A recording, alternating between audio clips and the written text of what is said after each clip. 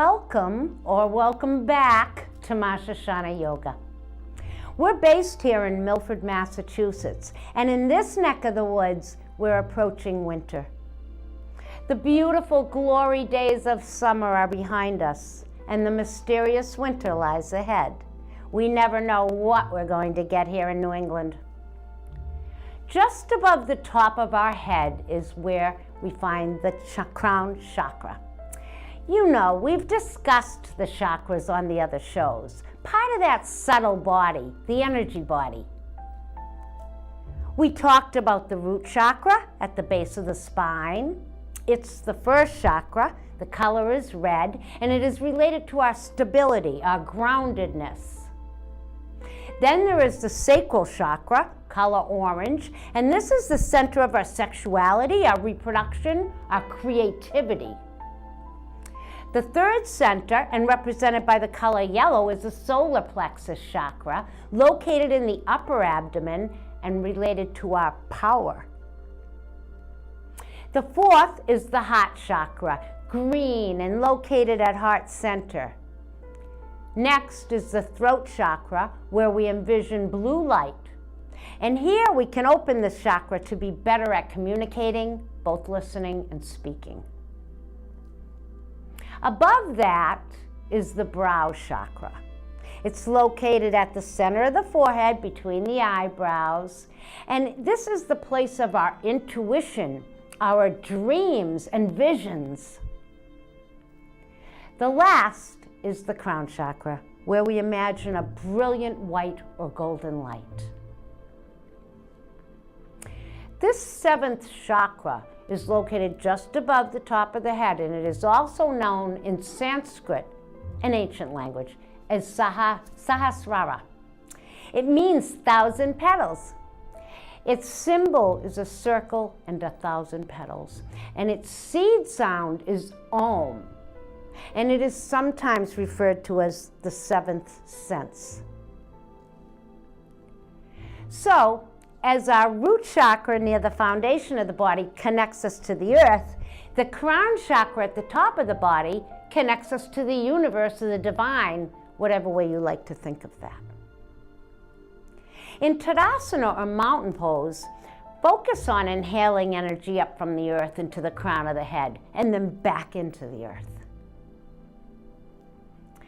Of course, when I use the word divine, it is used in a yogic sense and never with a religious connotation. Everyone is free to believe what they like. Yoga has suggestions for right living. They're called the yamas and niyamas, but it does not dictate how you choose to believe or practice or not. This chakra is our gateway to the higher consciousness. It is here that we realize that at a base level, we are all connected to everything. I think that when we have mystical moments, and we've probably all had one or two of these over the course of a lifetime, those moments of magic and wonder, we experience those via this chakra.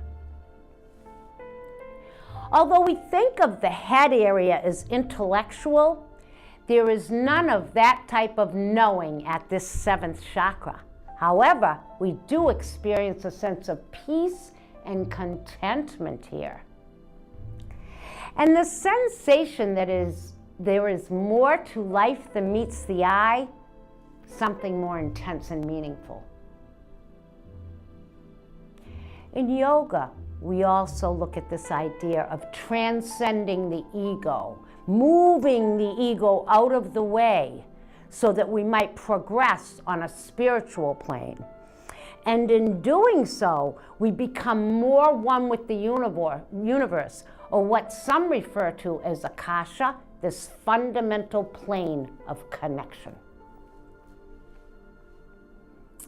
Well, when we figure out that we're all in this together, that we're just part of a much bigger picture, a drop in the big bucket, my kids will recognize that line, one I'd use to ease them through difficult times. It is this realization that brings us to truly opening this chakra. Because really, When we do adopt this way of thinking, we start to have more gratitude naturally, and also more trust and faith, whatever that means to you. It also brings us away from anxiety and fearfulness. Yay! We may begin to feel, if we haven't before, that there is truly something greater than ourselves, both outside of us and also within us. Yeah.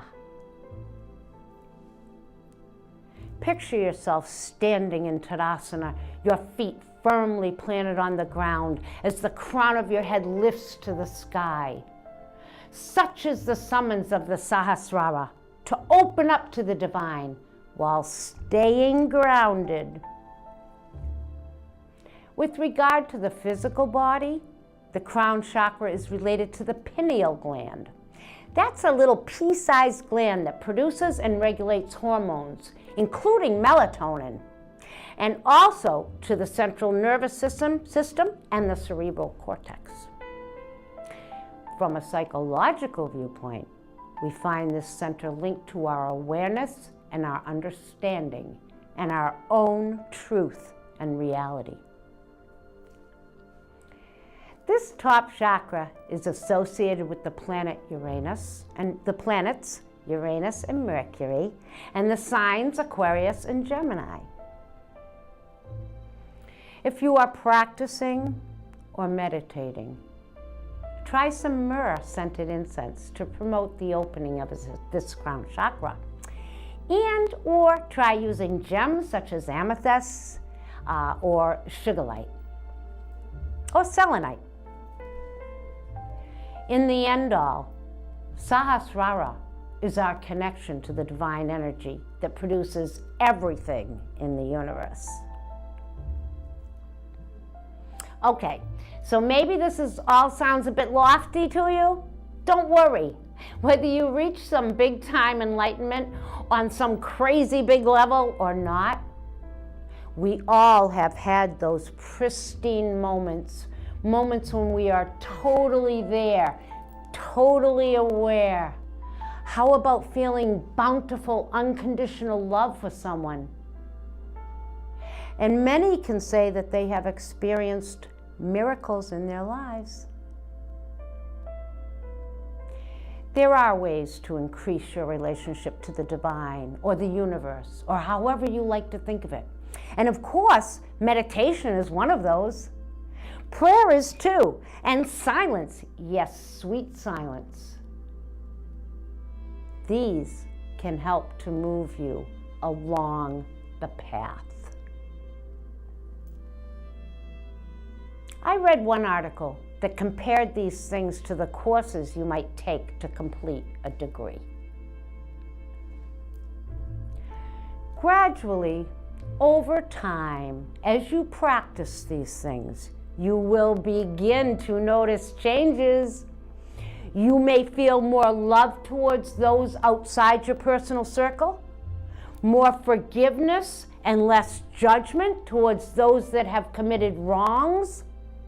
People are usually astonished that I feel as much compassion for the shooter as the shootee. For the shooter, I feel, is on a very dark life path.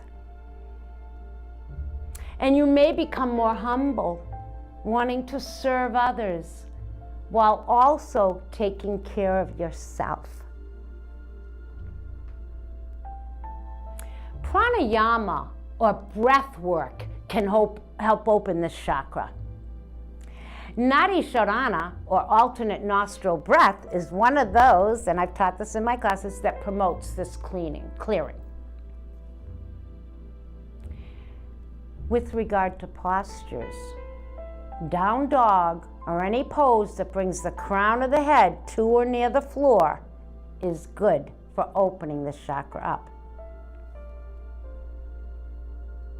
And also, opening the chakra up can enlighten you as to your moments of enlightenment, allowing you to see moments of grace that you might have otherwise missed. Sahasrara is where we really start paying attention. Remember that word, mindfulness. And where we begin to look at our thoughts without attaching a lot of stuff to them. We also may find more meaningfulness in the things that happen to us, and trying not to set up expectations in response to our thoughts.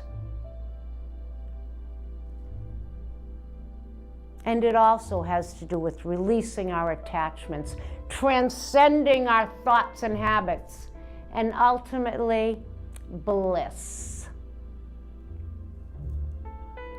If this chakra is overly opened, it can give rise to addiction or confusion or even disassociation from the body. When it is closed, it can create cynicism with regard to any spiritual thinking. In fact, a rigidity in these belief systems, which may result in greed and materialism. So, in basic terms, we have the enlightenment within us. But we need to quiet, or at least diminish a little of the, and I quote here from something I recently read somewhere, roof brain chatter. That's at the crown of the head, and it stops that inborn ability to hear our own voice, our inner voice. This voice tells us what we need in our life, if we could just hear it. As we meditate and move more inside, we do begin to become more still, and then we can listen better. If out of balance, one might experience a feeling of being isolated, a loner, or perhaps lack purpose, or maybe bored or apathetic. If it's overly active, you could see spiritual obsession or just the head in the clouds too much. Child's pose is good, and so is legs up against the wall, which allows the scalp, skull, and brain to relax. And you can add butterfly to that too. In Shavasana, or corpse pose, you can feel entirely supported by the universe. And it's good to allow the opening of the crown chakra and letting that white light enter and flood and surround the body.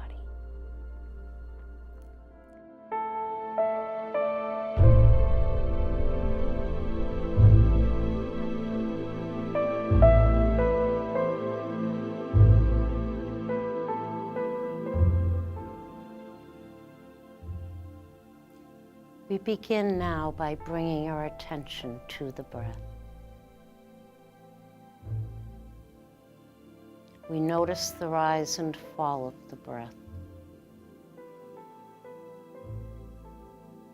As we rest here, creating this little tranquil time and space for ourselves, we just allow the thoughts that come to sort of pass by or drift away.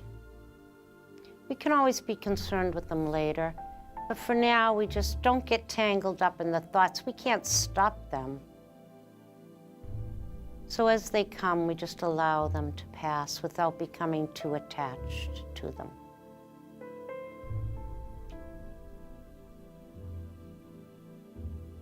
As we inhale, we create spaciousness there, inside the body. As we exhale, we let go, surrendering to the earth.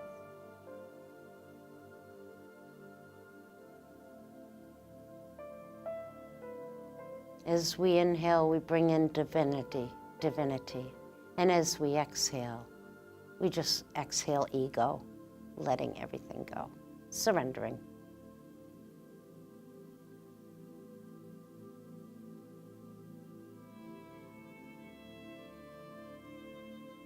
So we generally think of what happens in our heads as intelligence and perception. But in yoga, we think more of intelligence as an awareness, and that it permeates all cells. So for a moment, just envision at the top of your head, just above the top of your head, a brilliant, brilliant white or golden light. And as you inhale, draw the light in through the crown of the head. And as you exhale, allow that to flood the body, just moving over and through the body.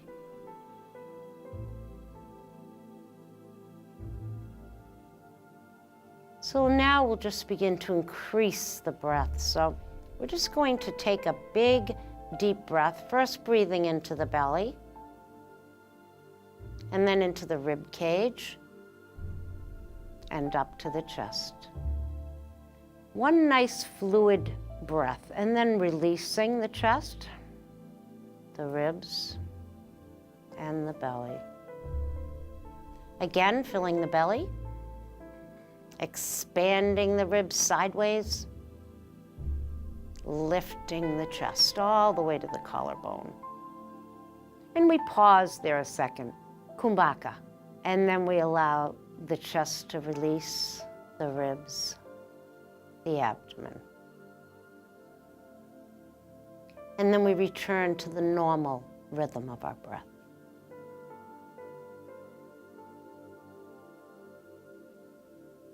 So if you are on a bolster in this position of Supta Baddha Konasana or bound angle, you can now release the blocks. So when we start the show, if you don't have a bolster, you can start flat on the floor.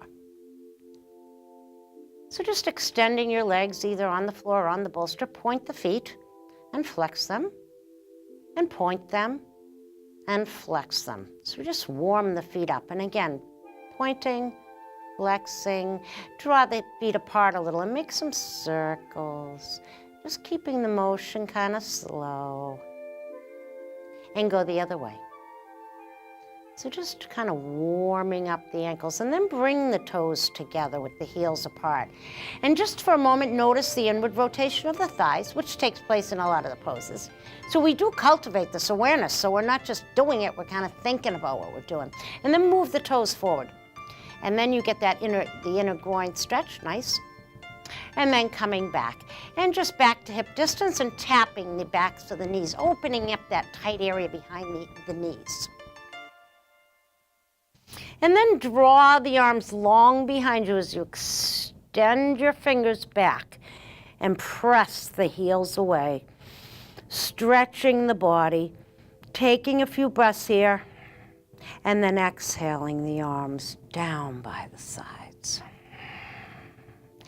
And now you can just come off. If you're on the bolster, come off and move it on the side, off to the side. If you're on the pillow, move that aside. Then just come down to a flat back here. Bring the feet up to the floor one at a time. Draw the right one into your chest and take a breath here. So again, we notice the abdomen rising against the thigh, and then extend that right leg upwards and just push that thigh into the interlaced fingers so that you get that nice hamstring stretch. Now bend that knee right to the chest, and keeping the knee at the chest, see if you can elongate the bottom of the leg at all. So just try, and sometimes it'll shake a little bit, and then extend it up.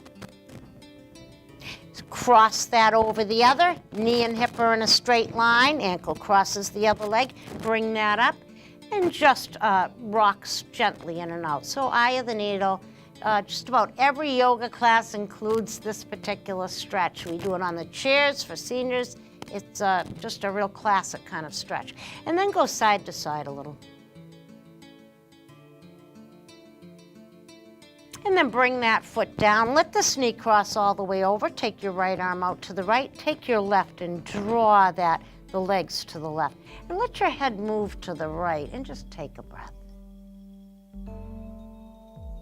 I like to even use this left hand to kind of move that a little bit more, get a little bit more of a twist. So as we do these twisting actions, we get rid of toxins in the body, We all have about 400 and something odd toxins in our body at any given moment from all the plastics and chemicals and stuff that we use. Bring this up to the center, uncross the legs. Extend your arms and legs.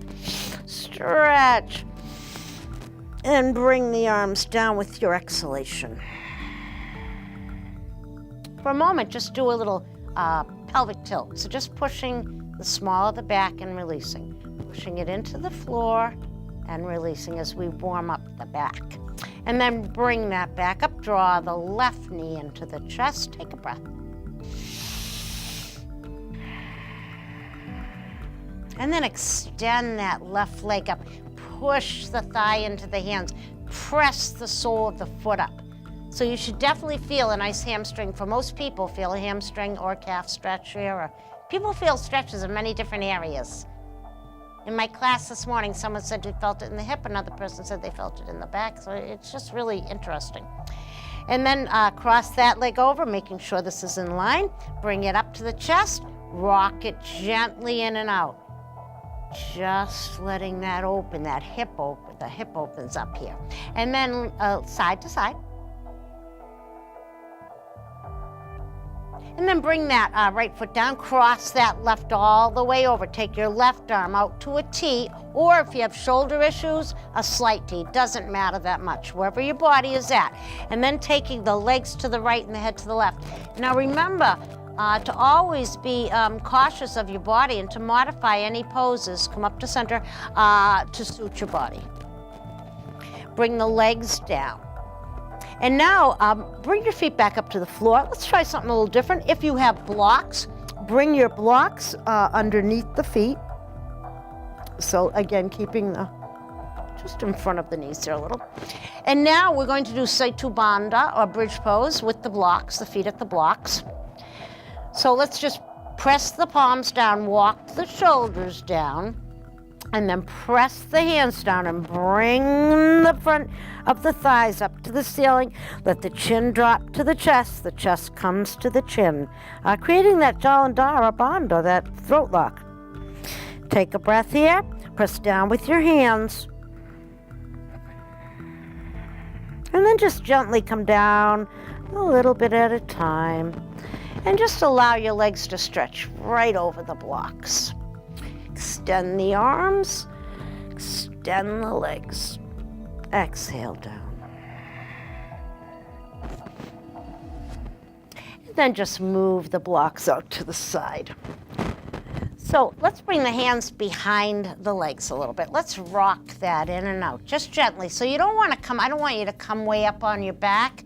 Just want you to stay on that lower part of the back, that sacrum, foundation there. And then bring the soles so they're up to the ceiling. And bring your hands, if you can, interlace behind. Otherwise, hold them here, whatever you can do. And gently rock side to side. And then bring them, the feet together, just bringing the soles together. I use my elbows to open up the upper thighs a little bit more as I draw them in, and point the toes a little towards your face if you can. Just opening up that groin area, and then dropping the feet down to the floor. Now we'll do just a little bit with the abs while we're here. So we want to just, this is where less is more, so we're just going to lift the feet off the floor just a tiny bit. Now if this bothers your back or anything, just eliminate this part from your practice. I lift it just a little tiny bit, so really, really less is more. And you'll feel this pretty intensely in the abdomen area. So just take a breath here.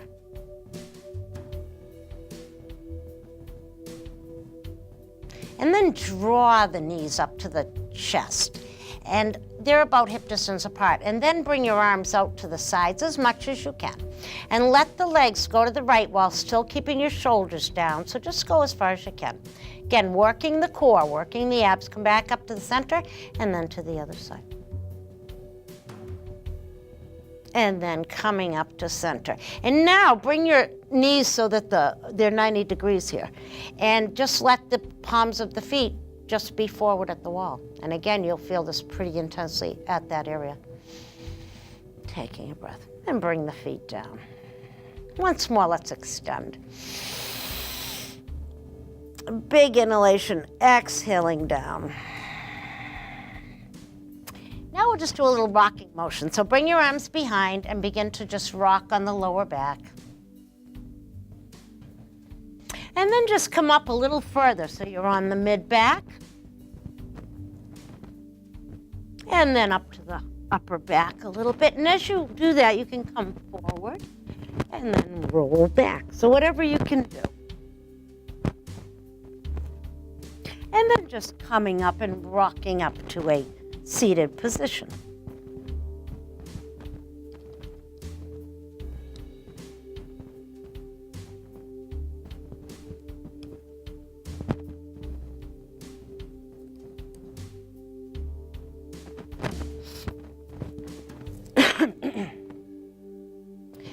Now for a moment, let's straighten the legs. Let's just straighten the legs. Make them hip distance, move the hands forward, lift the chest in staff pose, Dandasana. Now remember not to round the back, that weakens the muscles of the back. So just lift the chest, take a breath. Beautiful. And then bring the feet here for a moment and just reach through, lift the chest, press down with the palms. As you press in with the legs, press out with the arms. So we always have that oppositional force going on in yoga. So we just have this down, up, in, out. Good. And then releasing. Let's move to the front here and just cross one leg in front of the other.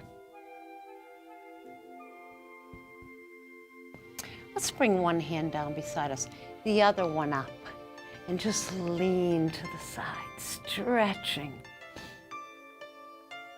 And then try rolling forward a little. Yeah, get those muscles in the back. And then up and down, bring the other arm up, over. And then forward, nice. And back and down. Bring one hand to the opposite knee and let your spine be long as you twist. Keeping the head basically with the chest, so no going way back with the neck, not good. And then come back to center. Opposite hand, let that move behind you. Let that shoulder behind you relax and take a breath.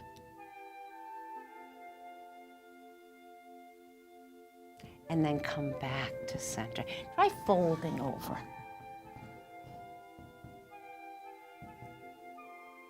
And then coming back up. Now we'll come to table position. So we'll come to cat-cow, where we come on the knees. We have our hips right over the knees, and the shoulders are right over the wrist. So we have a nice square thing. We inhale forward. We exhale, round and tuck. Press down with the feet and the legs and the arms, and then come up. Inhale, flat back. Exhale, round up.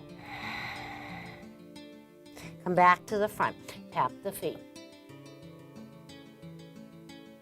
And then tuck the toes. And just rock back and forth a little. And then just bring the feet together, knees apart, and come to child's pose for a moment, resting the head. Remember, opening up that crown chakra too. And taking a breath.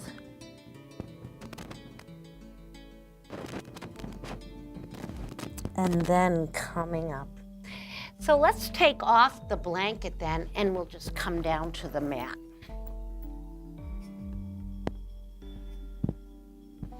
So we begin here in our table position, but then we move the hands forward a little bit to prepare for down dog. Now remember that we're pressing into the fingers, into the knuckles, flattening them out as much as possible. That may take you a while to get to, be able to flatten them all down. We want to press into those fingers and just straighten the arms. And we tuck the toes about the same distance as the mat, and as the hands are, so about the distance of the mat, and then coming up into down dog. Just lifting the back of the thighs and the buttocks up towards the back wall. Extending and lengthening the arms. Keep the shoulders wide and broad. And then we'll move in. So this is, again, good for the crown chakra. Anything that brings the head near the floor, right? So then coming into plank pose, and we're just moving so that the shoulders now come right over the wrist. We keep the buttocks down, the abdomen kind of lifted up. Keep your gaze in front of your mat, not straight down in plank. If you can do a side plank, just turn your feet and roll onto one side. You can always drop this back leg, that's cool too. But if you're doing that, make sure you extend. We have that expansion extension, so we don't want to lose that. Come back down, come back.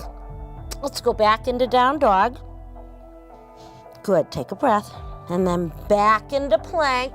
Vision moves forward onto the sides of the feet.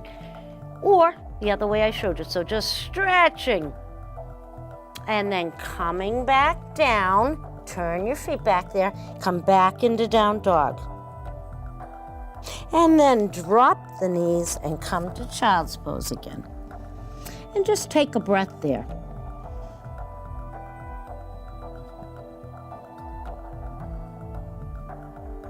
And then coming up. Let's come up to standing.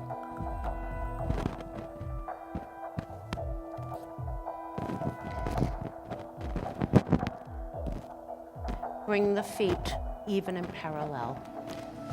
Ankles under knees, under hips, under shoulders, everything nice and straight. We bring the shoulders up and back and point the fingers down. Draw the belly back towards the spine, let the buttocks drop towards the heels, and the crown of the head rises into Tadasana, mountain pose.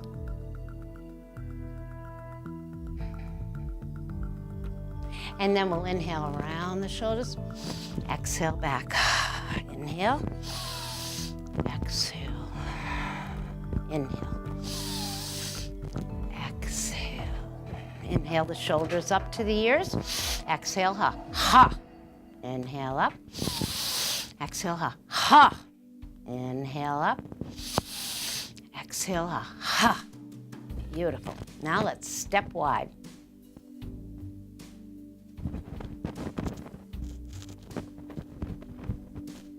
So we're going to turn one foot out all the way. Now loosen the leg a little and just turn the thigh and then tighten that up. So we've got a nice straight line. The back toes turn in, the heel slides out. Extend the arms, that expansion and extension. And then bend that forward knee and gaze out over that hand. Knee is over the ankle in Warrior Two, Virabhadrasana 2. So we keep the arm nice and long and strong. We kind of relax the hands a little bit. We don't get too rigid with them. Take a breath. And then bring the front arm down as you extend over an extended side angle. Make sure your knee doesn't go over to that big toe. Keep it either centered or over towards the little toe. Come up, reverse warrior. Back, straighten the front leg. Reach forward, you're reaching from here, not here, here. So cut back like that. And as you cut back, reach forward, bring that front leg, arm down and the other one up in triangle, Trikonasana. Come back up, hands to center, feet to center, either walking or jumping to the middle. Inhale around the shoulders, exhale back, inhale, exhale. Step wide again. Now we're going to turn the opposite foot out. We make sure that the feet are on the same plane. So sometimes people will be like one way up and one way back. So we always try to get those things even. After a while, we train the feet. They become even. I'll watch students, and after a while, they just naturally go into this. Now turn your foot, and again, loosen your leg for a minute, and just twist that thigh inwards, nice and straight. Bring the back toes in. Extend the arms and legs. And then bend the forward knee in Warrior Two. Take a breath. So the warrior poses are named for our fight against self-ignorance, you know. So we're on the quest for knowledge and wisdom. Bring that arm down, extend over. Take a breath. Nice long line of energy right from that hip all the way up. And then come back up, Warrior Two, reverse. And then coming back, straighten the front leg, reach forward and come into Trikonasana. Triangle. Take a breath. and then coming back up, hands to center. Good, beautiful.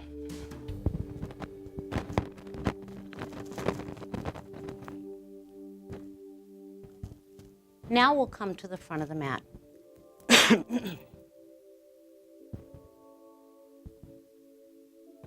And we'll do warrior one. So we're going to step back with the right foot angled out slightly. The front leg is long and straight. We bring the torso this way, but we can't really square the hips because that leg's back there, but we do try to face this direction.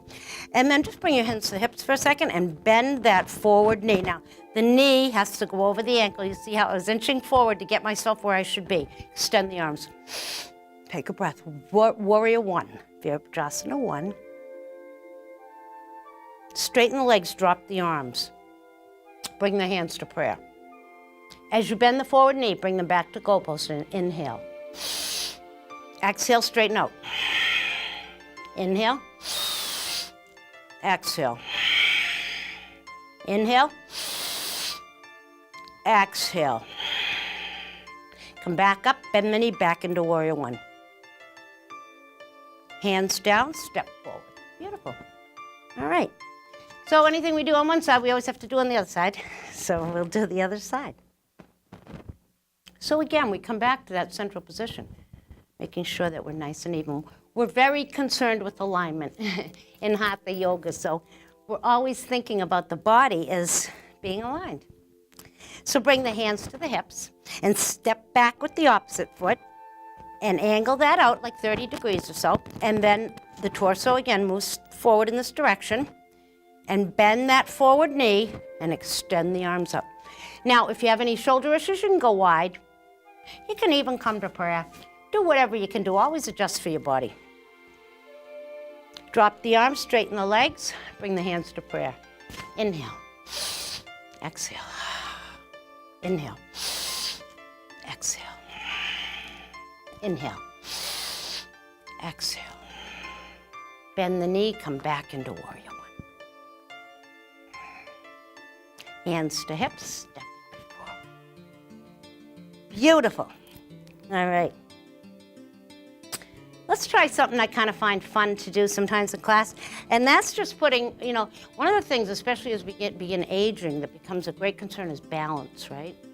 So one of the things I do, and I do teach a lot of gentle classes, and older people, but we try walking toe to toe, like this, toe to heel, and just seeing how that goes with you. Most people are pretty surprised to find that it's not that easy. And we've decided in all our yoga classes that this is probably not a good test for sobriety. But anyway, there you go. Now let's try doing this also. One foot over the other one back. Bend in the knee a little. Add the arms. Again, crossing over that midline, good for the brain.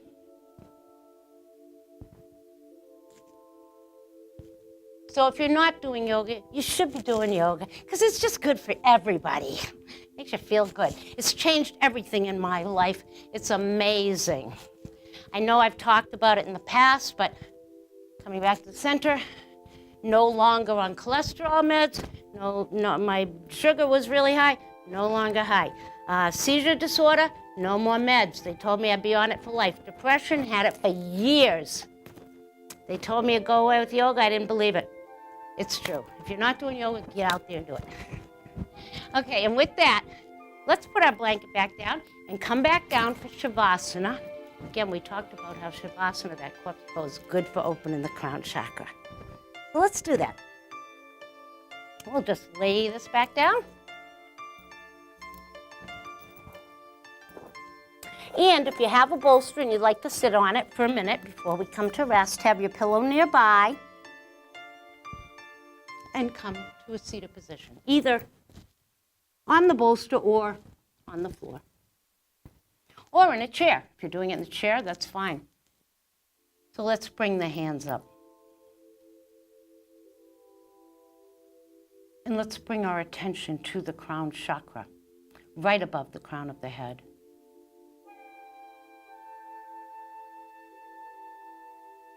We envision that beautiful light, beautiful white or golden or silver light. And as we inhale, we draw that into the body. And as we exhale, we allow that to flood through the body, all around the body, opening that chakra, allowing us to be more intuitive and wise. The place of our dreams and visions.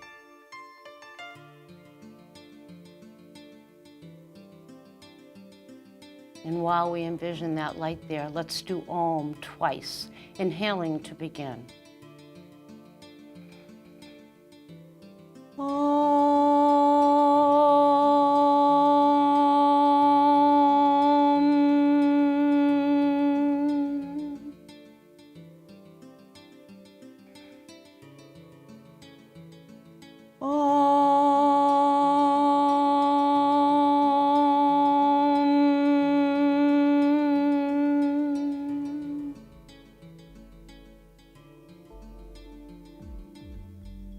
And now bring the index finger and thumb together in the Gyan Mudra, the mudra of wisdom and intelligence. And as we focus again on that chakra as well, one more Om, inhaling.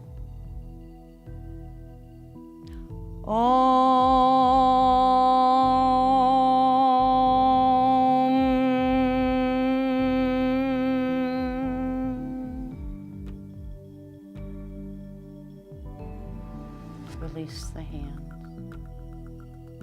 And now let's move to Shavasana, bringing the bolster beneath the legs if you have one, and the pillow beneath the head.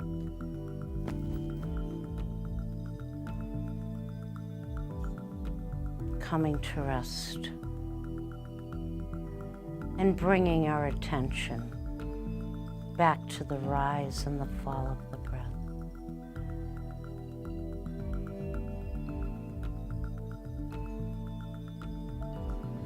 As we rest here, we allow ourselves to feel the support of the world, the earth beneath us.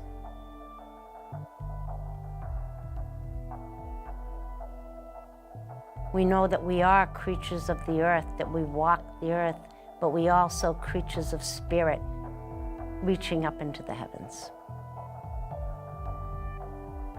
In Tadasana, we do just that.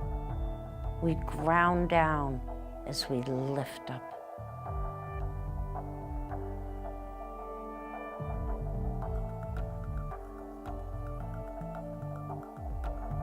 Allow your feet now to relax, to soften, noticing the heaviness of the heels on the floor. We allow the bolster to support our legs. And we relax the knees and the shins and the thighs.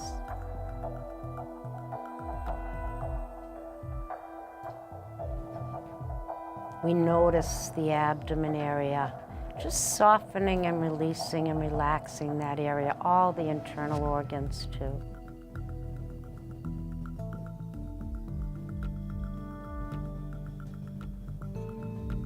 We let the back body relax. The back of the shoulders soft on the floor.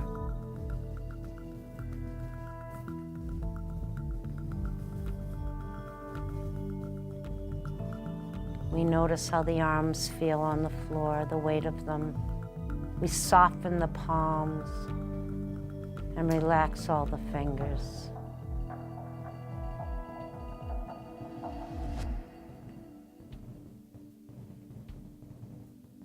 We soften the chest, and we open our hearts so that we might love more than just a little circle of friends and family, that we might love everyone.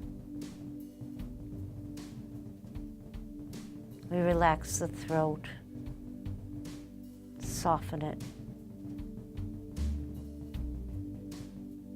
We release the corners of the mouth and the corners of the eyes.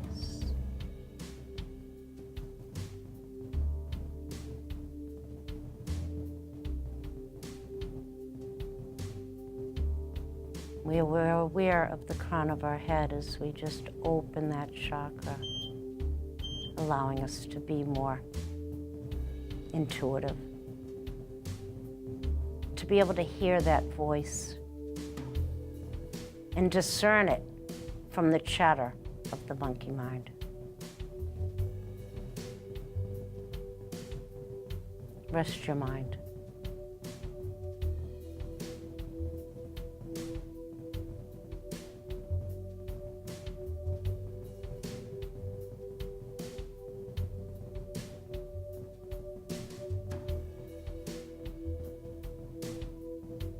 And now we'll just roll to our side and just rest there a moment with a feeling of gratitude.